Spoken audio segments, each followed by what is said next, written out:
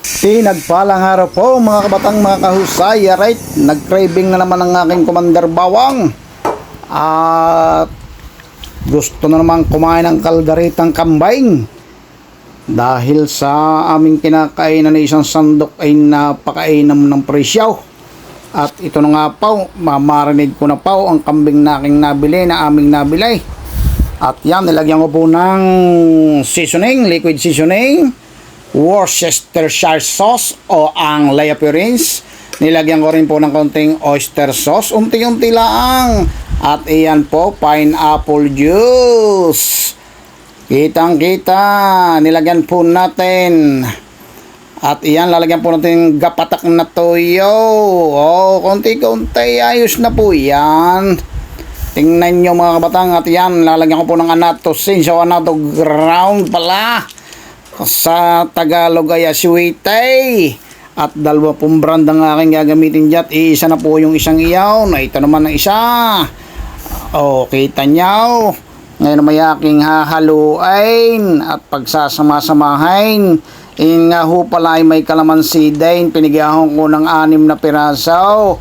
At lang lalong sumarap at lumasa sa ating kambing. At nilagyan ko ng sabaw.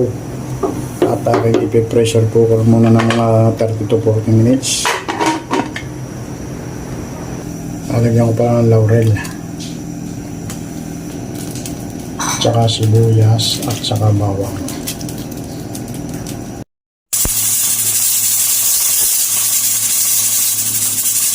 Nang 30 minutes na't maluto ng ating pinressure cooker na kambing, di ating igigisa. Nilagyan natin ng konting mantika, tapos star margarine o mantikilya. Iyan po ang pampasarap din diyan. Isa sa nagpapasarap ng ating kalderetang kambing ng Batangas. At iyan na nga. Lalagyan natin ng bawang, marami-raming bawang. At atin po itong medyo pamuyain, pababanguhin. Halaw. Ayan, hindi naman po golden brown. Konti lang na 2 halo, 3 halo, ayos na. Tapos ilalagay na po natin ng sibuyas natin. Napakarami po niyan. Sa kalahating kilo lang naman kambing, 2 yata yun. Ay di ito.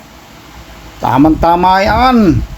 Kaysa kay bibili ng 2-3 piraso ay 200 ang order. At iyan na nga po, gisado na. Nilagyan ko ng 301 pesos na kuwan, na paminta, na durog. At iyan, ilalagay ko ng ating kambing. Yan po ay kitang-kita at umuusok pa. Yan po ay ang ating pinressure cooker ng 30 minutes. Pagkakabata ng kambing ay malambot na agad dahil. 30 minutes lang ay husay na ay. At yan, sinangkutsa ko po aking isinutay para bumangaw-bangaw. At yan, nilagyan ko pa ng sweet powder. At ako'y nakukulangan sa kulay. At hindi mo ako maglalagay dyan ng tomato sauce o ketchup. Ay di nilalagyan ko ng aswiting marami-ramay. At yan, nagdagdag po ako ng Worcestershire sauce o ang Lea Purines, na isa naman talaga sa nagpapasarap. At pagkakang kalderetang Batangas ay wala niya na hindi masasabing kalderetang Batangas. Kaya yan po. At ito po, isa rin sa nagpapasarap. At ito'y katambal ng kaldereta, ang ating sweet pickles relish. At isa pong reno kung tawagin, yung pala ay liver spread. Ayan. Hindi ko po dinalawa, isa lang, at baka naman po matalo ang lasa ng iba. Para mag-corporate lamang po, tamang-tama at mainam na mainam ang lasa. At yan, atin pong ginisa-gisa, sinangkutsa, at atin na pong ihahanda o prepare ang sabaw. At iyan, inilagay na po natin ang ating pinag-alagaan o ating pinaressure cookeran. Huwag po kayong mag-alala sa sabaw na yan o kita nyo yung maramay. Ang sabaw, yan po ilalapaw pagka lumamig-lamig. At lalagyan po natin yan ng tinapay na dinurog at peanut butter. At yan, atin tinimusan po ang sabaw. Ayos na. At yan nga po, lalagyan po natin ng garban sauce. Arihoy, request ng aking may bahay o ng aking Commander Bawang, ang may garban sauce. Ito yan nga pong crackers o ang biskwit. Wala akong skyflex, kaya rin sunflower na nilagay. At aking dinurog-durog sa pamamagitan ng aking mga kamay at daliray. At yan, aking binurbur na. Kitang-kita niya, oo.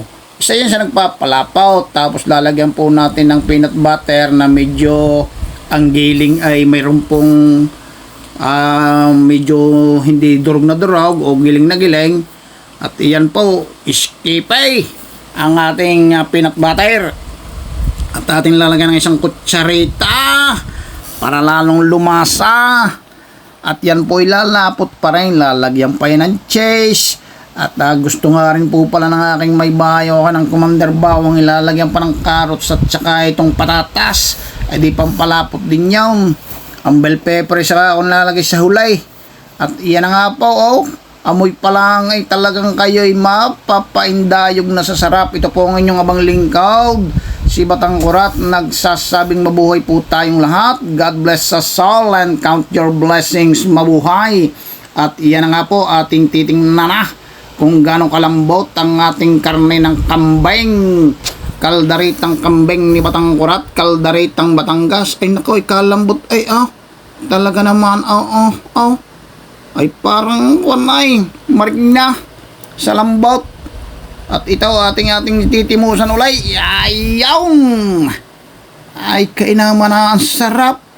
Tunay, hindi siya pagyayabang. Ay talaga namang napakasarap.